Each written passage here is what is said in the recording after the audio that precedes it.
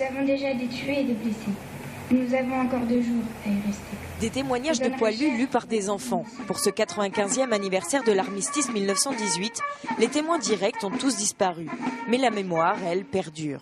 On a tous dans nos familles des victimes de la guerre 14-18. Arrière-grands-parents, grands-parents, etc. Donc pour nous qui n'avons pas connu cette grande guerre, notre présence est absolument indispensable. Après une cérémonie œcuménique à l'église Saint-Louis, les participants se sont recueillis autour du monument aux morts. Et malgré la pluie, les Lyonnais sont venus nombreux.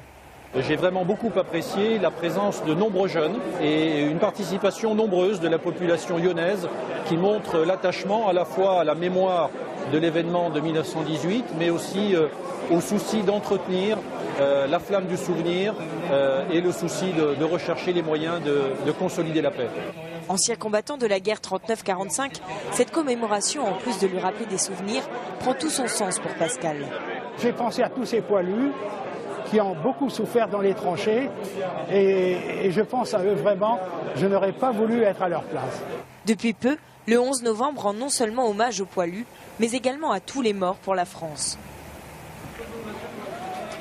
Et puis comme un peu partout, à Sainte-Gemme-la-Plaine aussi, le 11 novembre a été commémoré, mais de façon un peu plus symbolique. Une stèle du souvenir a été inaugurée et à son pied, une liste des soldats tués au combat a été déposée. Un geste pour rappeler celui des anciens poilus qui avaient eux-mêmes enterré cette liste au pied de l'arbre de la victoire.